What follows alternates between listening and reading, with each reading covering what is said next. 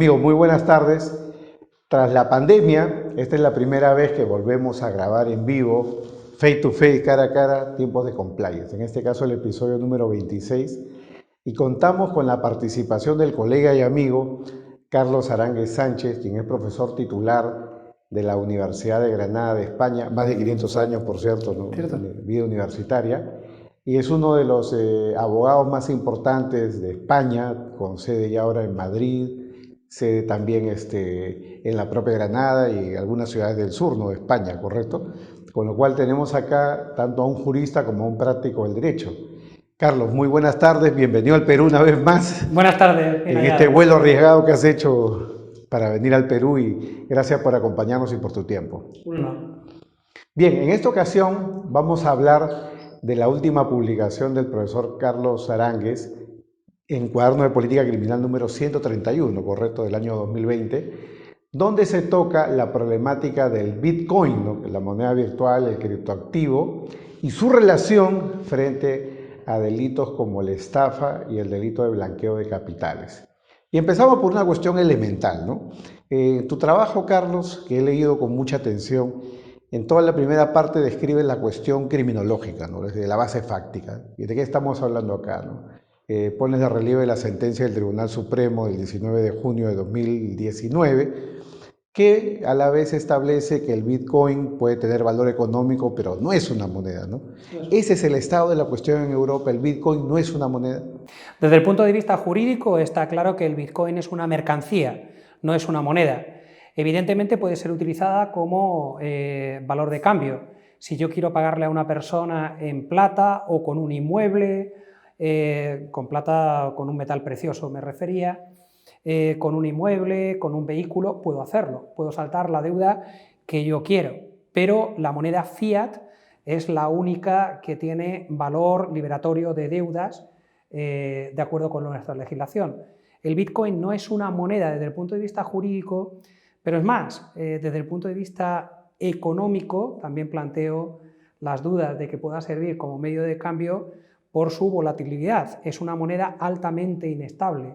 Entonces es muy difícil que pueda servir para realizar esas transacciones. Tú pones bien de relieve cuáles son las características del Bitcoin, que viene asociado al uso de la tecnología blockchain, ¿no?, la tecnología del peer-to-peer, a través de la cual, con la cadena de bloques, se van generando una serie de, digamos, como una serie de gran repositorio contable virtual, ¿no? Entonces, al final el Bitcoin no tiene, digamos, un valor en el sentido de ser un bien, objeto, tangible, sino más bien tiene un valor como criptoactivo, como producto de un código, es informática pura y dura. Efectivamente, lo primero es, ningún jurista, y en economía menos, puede descartar la existencia de valores intangibles, inmateriales. Es evidente que una marca, por ejemplo, tiene un enorme valor y es un intangible. No lo despreciamos tanto por eso como por el hecho de que sea una mera cadena, un algoritmo, es decir, algo que realmente no existe y pueda estar siendo sobrevalorado fuera de lo que son las transacciones legales, porque evidentemente para transacciones ilícitas una criptomoneda de este corte puede ser enormemente interesante, porque efectivamente el libro de contabilidad virtual al que te referías está absolutamente descentralizado, literalmente en millones de ordenadores que tienen pequeños fragmentos que se recomponen con esa tecnología blockchain, con esos intercambios peer-to-peer, pero lo importante es que no existe ningún tipo de control. No todos los criptoactivos funcionan de esta forma. Existen criptoactivos centralizados, ya sean estatales, y estos tienen un enorme futuro. En algún momento vamos a ver una versión electrónica del dólar, del yen, de la libra, del euro, sin lugar a dudas, y también en algún momento vamos a ver cómo empresas de primer nivel lanzan sus propios activos extraordinariamente estables. Por ejemplo, tan solo hace unos días Facebook anunció su proyecto anteriormente llamado Libra, ahora se llama Diem. La nueva moneda virtual de Facebook pues tiene como objetivo esa estabilidad en base a la cotización de las 4 monedas principales de Occidente, tener un proyecto que sí que sea estable. O sea, no hay que confundir la forma de actuar de todos los criptoactivos con la que tienen monedas como Bitcoin o las similares, ¿no? Claro, digamos que ahí podríamos establecer una diferencia entre lo que es una moneda puramente virtual versus una moneda que pueda tener un soporte, ¿no? En una regulación, en un estado, o en este caso en una empresa cotizada que se supone como Facebook, que tiene que ser una empresa que camine del lado de la transparencia, ¿no? Y ahí viene uno de nuestros problemas centrales. No hay una autoridad central. Nadie regula, no se paga impuestos, el uso de estos criptoactivos no tienen garantía de nadie. La única garantía que tienes es la del código, la de los mineros. En lo del tipo Bitcoin. Lo del tipo Bitcoin, claro, que es a lo que nos estamos refiriendo, ¿no? Y en ese contexto, dadas estas características, digamos, materiales, ¿no?, de los objetos, la pregunta es, ¿por qué tú concluyes de que este es un gran sistema de piramidal, pero además exitoso, concluyes tú, ¿no? Porque hasta el día de hoy no se ha caído el sistema, o sea, ya es un sistema que tiene 11 años y hasta el día de hoy sigue funcionando y por el contrario sigue subiendo el valor del criptoactivo, porque hay 21 millones, ¿no?, de Bitcoin circulando en el mundo, ¿no? Correcto. El esquema que llamamos método Ponzi realmente lo inventó una española a finales del siglo XIX, Baldomera Larra. En las estafas piramidales bien conocidas, en el ámbito informático, han podido salvar el gran déficit de las estafas piramidales, que es que se caiga la pirámide. Es decir, que no existan suficientes nuevos inversores para sostener al escalón anterior. Bitcoin consigue salvar muy ingeniosamente esa cuestión ralentizando la emisión de Bitcoin. Los lotes de Bitcoin son cada vez más pequeños y cuesta mayor capacidad de computación generarlos, es decir, lo que se llama actividad de minería. Como lo programa para que termine en más de un siglo, consigue que las pirámides no se desborden rápidamente y caigan, sino que su caída se ralentiza, es muy lenta. Desde este punto de vista es una genialidad. Y luego es la primera moneda virtual absolutamente anónima. Eso permite interactuar en la Deep Web de una forma segura para el mundo criminal. La Deep Web está encriptada a través de determinados navegadores tipo Tor. Es extraordinariamente difícil rastrear la ubicación, pero tenía el problema de los pagos. ¿Cómo se va a comprar una mercancía ilícita, desde drogas hasta armas, contratar a un sicario y luego se va a realizar un pago con una tarjeta de crédito, con una transferencia bancaria? Esto era enorme, o intermediando el dinero físicamente en el mundo real. Esto era enormemente complicado hasta que existió Bitcoin. Cuando existe Bitcoin, existe esta posibilidad de realizar un pago que no se puede rastrear porque los wallets, los monederos electrónicos, son anónimos. Una pregunta de parte especial, ¿no?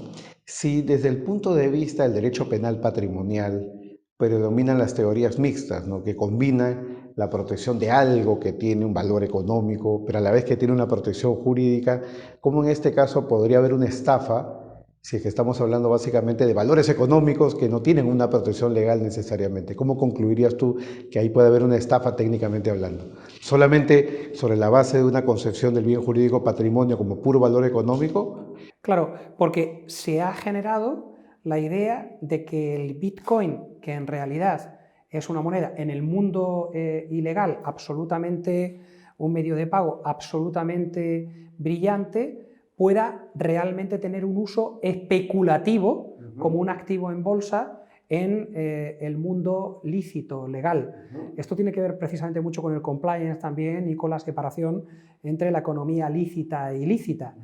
En mi opinión, los mercados ya están, o sea, hay muchos, desde premios Nobel hasta la Comisión Nacional del Mercado de Valores, que ya están alertando sobre el peligro de invertir en criptomonedas. Pero efectivamente todavía no se ha producido pues, esa llamada crisis de los tulipanes.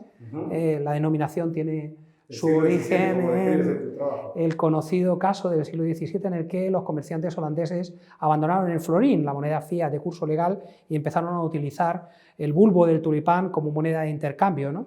Y al final, bueno, pues lo que sucede es que en un momento determinado un comerciante trae 80.000 bulbos, satura el mercado y arrasa con esa moneda, entre comillas, porque era una mercancía evidentemente utilizada como unidad, que hace que se desborde, que acabe el sistema. Esto puede pasar. En el caso de Bitcoin cabe la posibilidad de que el sistema en algún momento se desborde y lo que comenzó, no lo olvidemos, no valiendo nada, vuelva a no valer nada. Y ahí viene la pregunta justo asociándola con la anterior, ¿no? ¿No podría llegar un juez a la conclusión de que al no existir una regulación, al no existir una autoridad central, los bitcoins no merecen una protección en el derecho penal patrimonial? De modo tal que si alguien te estafa con bitcoin puede ser equivalente a que alguien te estafa con armas de origen ilegal o con drogas, ¿no? Por poner un ejemplo. ¿No podría concluirse en eso? Y por lo tanto no aplicar el delito de estafa, sino aplicar otro tipo de fórmulas como el decomiso, etc. Efectivamente, muy interesante. Ese es el debate sobre si efectivamente al final se demuestra que el propio Bitcoin es una estafa, ¿qué pasará? Es decir, se intervendrá. Pero claro, el Bitcoin desafía las normativas nacionales. ¿Por qué? Porque para empezar es un producto global que no está residenciado, ni siquiera informáticamente en ningún servidor concreto, sino, como he dicho, en más de, literalmente, 150 países. Con lo cual es absolutamente anónimo, pero no solamente en su posesión, sino también cuando se generó. Satoshi Nakamoto, el presunto creador, no es más que un conjunto de programadores, parece que hay identificado a alguno de los principales que ya ha desaparecido, pero realmente no se sabe quién impulsó el Bitcoin y si reservó, de hecho, alguna cantidad que en un momento determinado pudiera ser puesta a la venta. Claro, con lo cual, efectivamente, esos vaivenes que tiene la cotización del Bitcoin pueden ser terribles, pero la pregunta es muy interesante. Claro, el problema es que el enigma Bitcoin, o sea, la brillantez del sistema, desafía a un juez puramente local. Por ejemplo, yo ahora mismo tengo la estafa Arbiestar, que está implicando a más de 32.000 perjudicados, con 1.000 millones de defraudación, medios tecnológicos muy sofisticados, y la está llevando un juzgado de Arona, en Tenerife, de un pequeño pueblo, de una localidad. Ni siquiera ha pasado todavía a la Audiencia Nacional. Claro, es terrible porque no existen ni medios personales ni materiales para investigar la mayor estafa piramidal de toda la historia criminal española por un pequeño juzgado, ¿no? Que está haciendo unos esfuerzos loables, pero todavía pues, se queda muy corto, ¿no? A fecha de hoy pasará, pero a fecha de hoy todavía no ha pasado a la Audiencia Nacional. Claro, el derecho penal es una reflexión ya quizá mucho más trascendente, pero el derecho penal funciona muy bien en las agresiones tradicionales. Si me levanto y te abofeteo, evidentemente con estos medios de prueba, el derecho penal va a reaccionar literalmente en minutos, pero cuando conseguimos generar una estafa, una defraudación, un perjuicio para la economía enorme, brutal y sofisticado, el derecho penal queda literalmente noqueado, no sabe cómo reaccionar. Y eso es lo que está pasando en este caso, pues con la utilización de este tipo de criptomonedas no reguladas a legales en, sobre todo, la economía ilegal, ¿no? Y con ello entra la penúltima pregunta, ¿no? El tema de blanqueo de capitales. De hecho, en Europa hay ya una serie de disposiciones, y en España en particular, para limitar y aplicar el compliance, ¿no? En el uso de estos criptoactivos o este tipo de casas de cambio virtuales, ¿no? ¿Cómo funciona eso en la regulación europea en este momento? Todavía es un proyecto de directiva que no se ha llegado a aplicar y que, anticipo, es la solución, regular a los exchanges, es decir, los exchangers, como le decimos nosotros, las agencias de cambio informales, es decir, al fin y al cabo, tú tienes que comprar con soles, con euros, esos bitcoin, y en ese momento hay un agente tipo Coinbase que hace ese cambio. Claro, ahí es donde debe incidir el compliance y ahí es donde se puede regular, pero si no conseguimos hacer una regulación global, absolutamente a nivel mundial, jamás estrangularemos el sistema. Entonces, Europa está tardando en implementar su directiva porque se da cuenta que solamente va a hacer, lo único que va a hacer es desplazar a otros ámbitos, al sureste asiático, a Latinoamérica, esas actividades de cambio, ¿no? Y por último, partamos de una distinción, ¿no? Claro, hemos hablado del Bitcoin como una aplicación de blockchain, pero el blockchain en general no es algo en sí mismo malo, al contrario. No, todo lo contrario. Es una tecnología muy útil. No, los smart contracts Claro. son el futuro. El blockchain es evidentemente pues, una pieza angular en muchas aplicaciones, pero en el caso de lo que es legal, el ámbito legal, es evidentemente el futuro. Y los criptoactivos, es que tenemos que dejar muy claro que es como si confundiéramos pues efectivamente el uso que estamos dando a esta lámpara, la energía eléctrica, con una silla eléctrica. La tecnología es éticamente neutra, lo decía Einstein.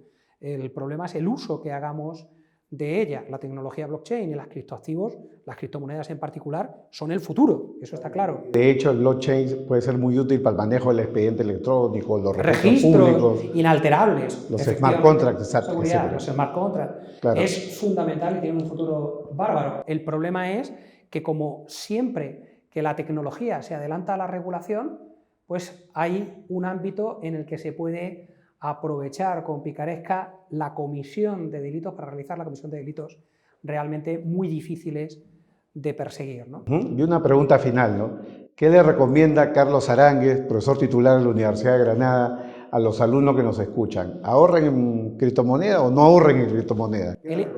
Elijan bien, lo primero que tengan éxito profesional y consigan buenos ahorros para poder invertir, pero si llegan en ese momento, que ahorren en criptomonedas y que inviertan también en formarse en este ámbito, pero que sepan distinguir pues las criptomonedas que tienen una seguridad y una estabilidad con otras puramente especulativas, en las que se puede ganar muchísimo dinero y probablemente se podrá seguir ganando durante mucho tiempo mucho dinero, pero al final los problemas de estafas o de caídas del sistema son un riesgo tan grande como los beneficios que a corto plazo pueden conseguir.